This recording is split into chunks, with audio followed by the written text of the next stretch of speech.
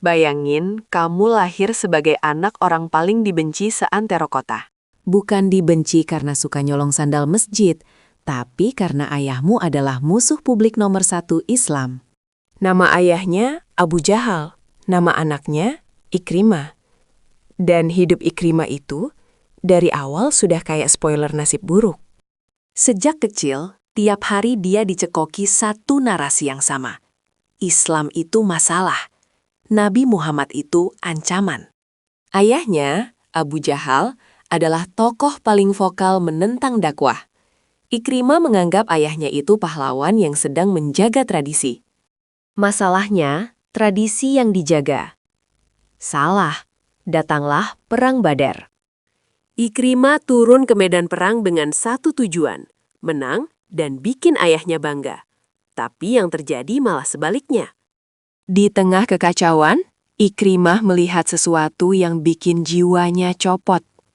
Ayahnya, Abu Jahal, tersungkur. Bukan dikalahkan jenderal besar, tapi oleh 2 pemuda-muda dari kaum Ansar. Bayangin, orang yang selama ini ditakuti, tiba-tiba roboh di depan mata. Ikrimah ngamuk, dia nyerang, dia teriak, dia nekat. Tapi perang gak peduli perasaan. Ia dipaksa mundur. Dan ayahnya mati. Sejak hari itu, hidup Ikrimah isinya cuma satu kata, dendam. Di Uhud, dia jadi salah satu otak serangan bersama rivalnya, Khalid bin Walid. Begitu pasukan pemanah Muslim lengah, Ikrimah muter balik dari belakang. Boom! Sejarah berubah arah. Ikrimah ngerasa, oke, ini baru lunas sedikit. Tapi Islam gak runtuh, malah makin kuat.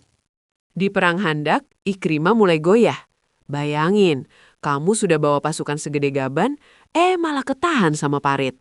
Dan pas duel legendaris terjadi antara Amr bin Abduwud dan Ali bin Abi Thalib, Ikrimah menyaksikan sesuatu yang bikin mentalnya anjlok. Legenda Arab tumbang. Di situ Ikrimah mulai mikir, ini agama kok susah banget dikalahin ya? Tapi hatinya masih keras. Belum pecah. Pecahnya itu di Fathu Makkah. Makkah jatuh. Tanpa pertumpahan darah besar. Orang-orang masuk Islam. Bahkan Abu Sufyan menyerah. Tapi Ikrimah enggak. Dia milih melawan. Kalah. Namanya masuk daftar hitam. Halal darahnya.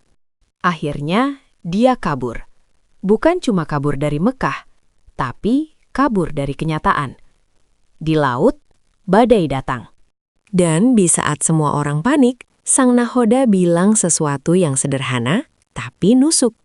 Buang semua berhala kalian. Di sini cuma Allah yang bisa nolong. Di titik itu, logika Ikrimah kena tampar. Kalau di laut cuma Allah yang berkuasa, masa di darat beda. Di tengah badai, dia janji. Kalau selamat, aku balik. Aku nyerah. Dan badai reda. Sementara itu, istrinya, Ummu Hakim, sudah lebih dulu masuk Islam. Dengan keberanian luar biasa, dia menghadap Rasulullah.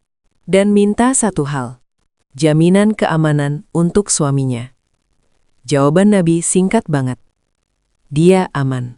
2 kata, tapi efeknya kayak riset hidup. Ummu Hakim ngejar Ikrimah sampai ke pantai. Mereka ketemu, pulang bareng.